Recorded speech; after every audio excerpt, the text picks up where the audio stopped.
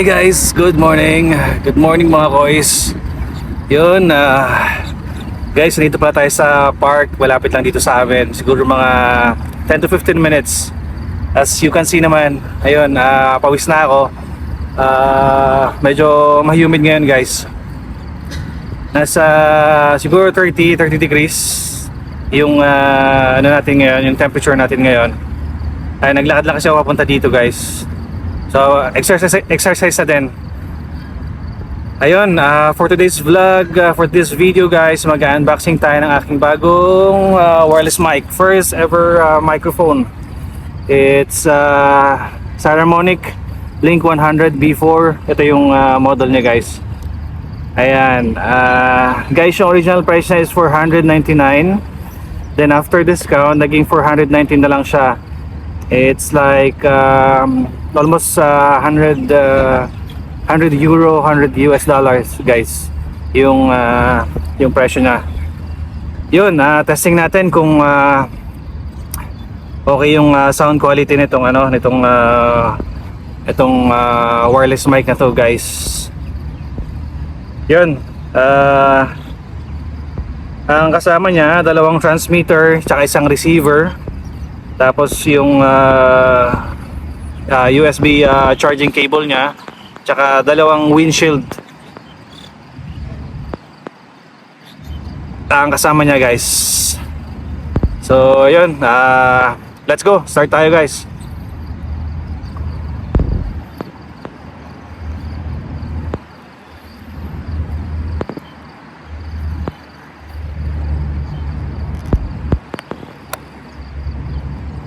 Yun, seal na seal pa siya guys. So, nakasil pa siya. Pero madali naman tanggalin. Hindi mo na kailangan ng scissor o kaya kung ano mang bagay na pwedeng pantanggal. So, yun, ayos.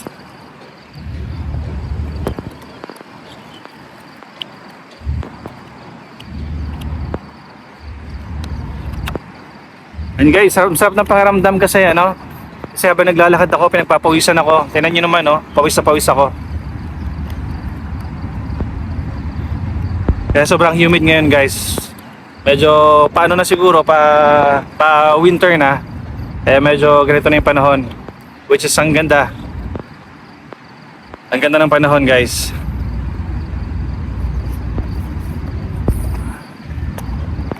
Tabi mo natin dito. Ito, guys, yung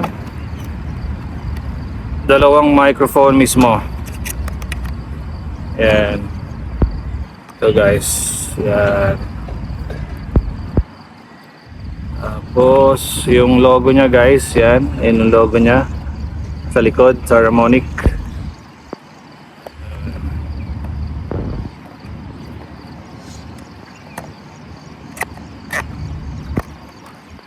Tapos ito na siya guys. Yan. So dalawang transmitter, tsaka yung isang receiver tsaka dalawang transmitter guys. Dalawang receiver, isang transmitter pala. Wala na ako. Ayun. Sobrang liit niya guys. Ayun natin.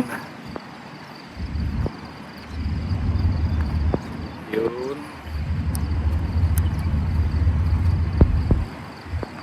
Hirap tanggalin guys. Ano ba to? Ayun, naka-clip on pa pala siya. Ayun.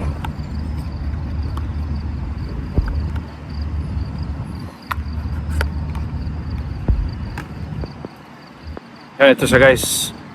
Ito yung dalawang receiver niya guys. Yan, sobrang liit, napakagaan. Ang gaan niya guys. Ayun. Tapos ito naman yung ating receiver. Tanggalin natin ang receiver.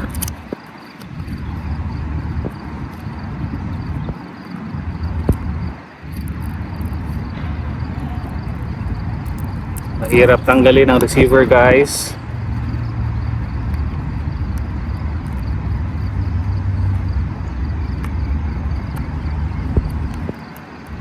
Which is, ayun, tanggal ko na guys. Ayun. Ito yung pinaka-receiver, pinaka-transmitter niya guys, sorry. Napagbabaliktad ko yung transmitter tsaka receiver guys. Ayan. Ito siya. Ayan. Ito yung dalawang receiver niya tsaka transmitter niya guys. Check pa natin yung ibang accessories niya guys. Oh, may pouch din pala siya. Meron din pala siyang pouch.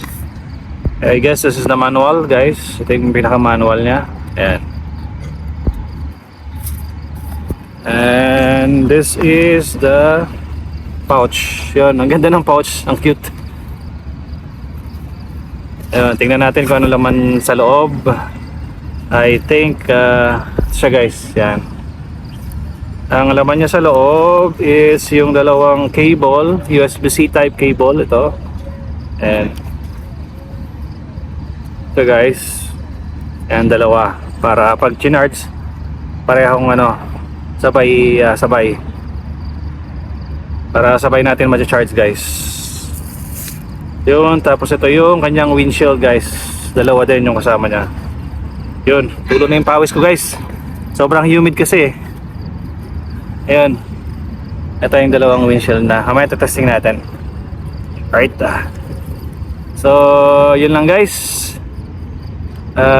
Check natin kung maganda yung sound quality. Sorry guys, so medyo noisy yung background ko kasi wala akong gagamit na microphone eh. Yung iPhone lang yung gamit ko, yung built-in microphone ng iPhone. Dahil medyo maingay dito kasi may construction sa likod ko guys. Puro mga building kasi dito eh. Itong side ko na to, sa likod, yan yung mga exclusive apartments dito sa likod ko. Dito ako madalas nag-jogging eh. Ayun. Pag umaga, maganda mag-jogging kasi wala pa masyadong tao. Tsaka hindi pa masyadong maaraw. Ayun, check natin yung microphone. Sana may charge siya para ma-testing natin. Alright.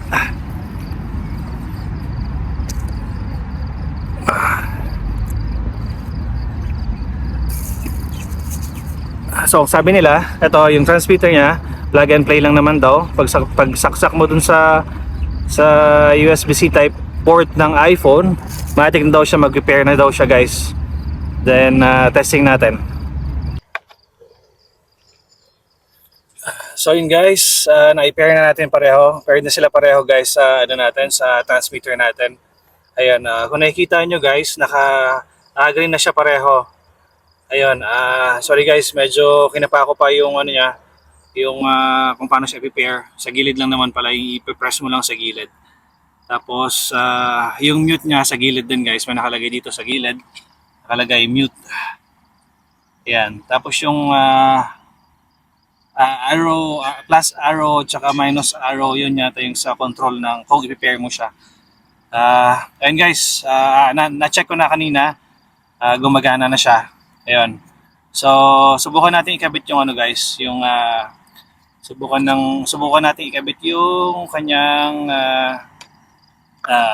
windshield guys.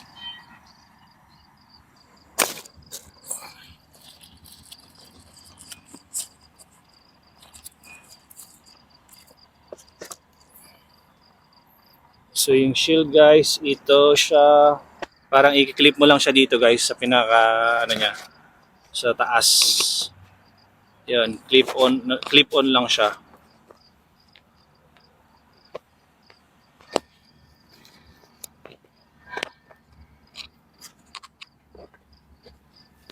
Guys. So alam kung dapat mag-clip siya. Click. Ayun.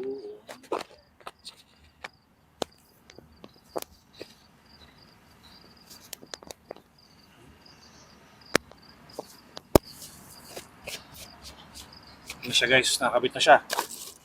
Yan. Kaya sobrang humid kaya pawis na pawis ako guys.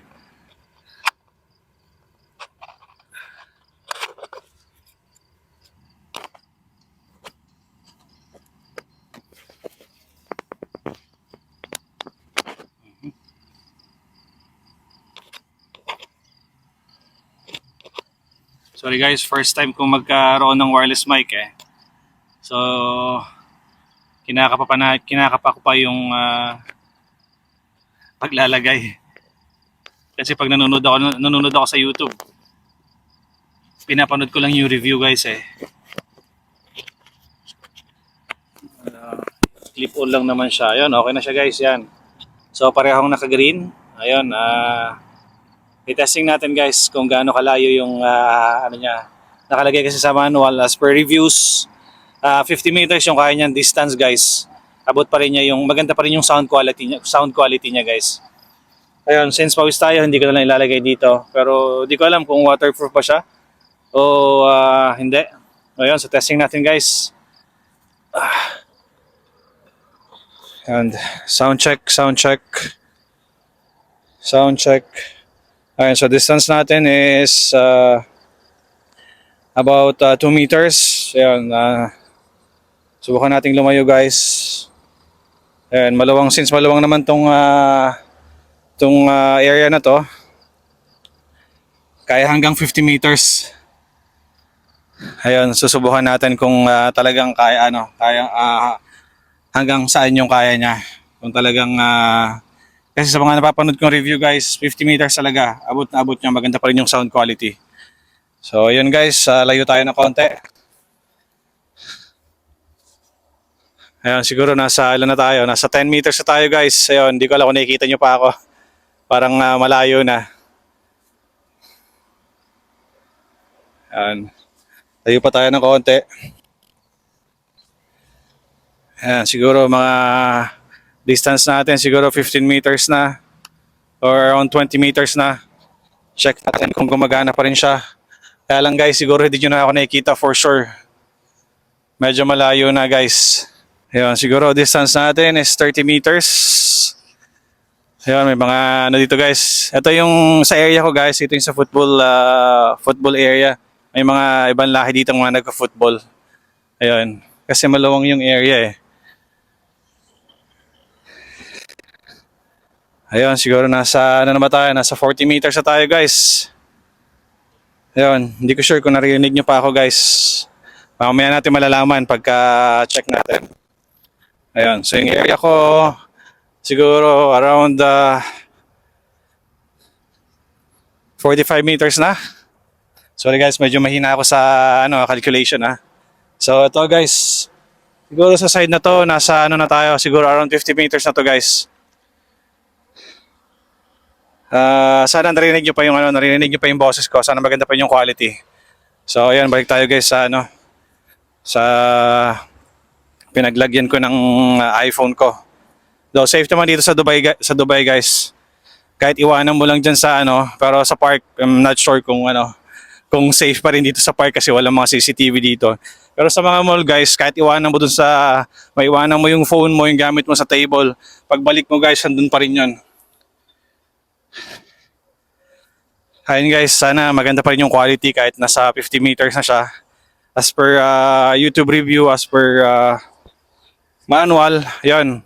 50 meters yung range na kaya niyang abutin. So ayun guys.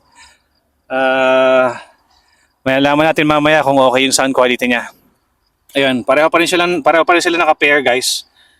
As you can see, their lights are still green. So, ibig sabihin na naka-ano pa rin sila.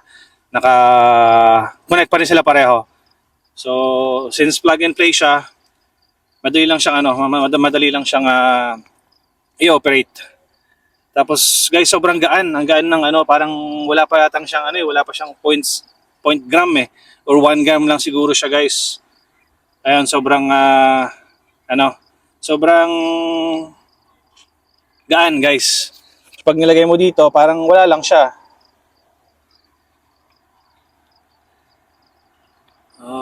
Yun. So, naman natin mamaya guys yung sound quality kung maganda.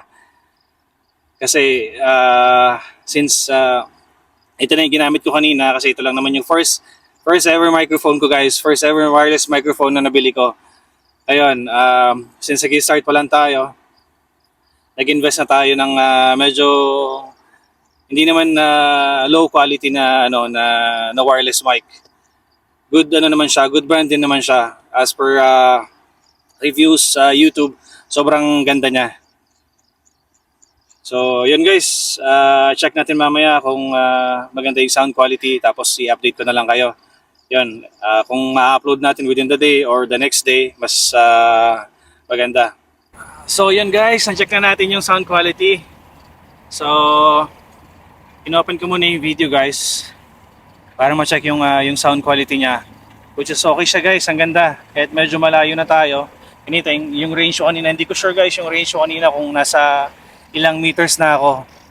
Hindi ko masyadong kabisado yung ano yung distance, yung calculation ng distance. Pero so far so good guys, ang ganda ng Saramonic na to. Ang ganda ng quality guys. Hindi pa ako hindi ko pa siya nilagay sa noise cancelling. Meron siyang option dito, i-mute yata yun guys, yung pinaka noise cancellation niya. Pero so far so good, maganda yung quality guys. Ayun, since ito yung first ever mic natin, aalagaan ko to guys. Hangga't hindi pa tayo do ito lang kasi yung talagang ito lang guys yung pinaka compatible sa iPhone na low quality guys. I mean low budget. Hindi low quality kasi yung quality guys napakagandang quality. Kasi napakaganda ng sound quality niya guys. So yun lang guys. Next vlog natin, update ko na lang kayo. So far satisfied ako dito sa nabili kong microphone na to, wireless microphone na to guys, ng Saramonic. Yun. Hindi siya pricey, affordable yung price niya guys. Pero ang ganda ng quality guys. So, yun lang guys. Thank you for watching. Update ko na lang kayo next vlog. Alright, medyo mainit na rin kasi sa likod ko guys. May araw na. Pasikat na si Haring Araw. Which is nasa 8 na rin yata guys eh. So, talagang pasikat na si Haring Araw. Ayun guys, thank you so much for watching guys. See you next vlog. Alright, have a nice day. God bless guys.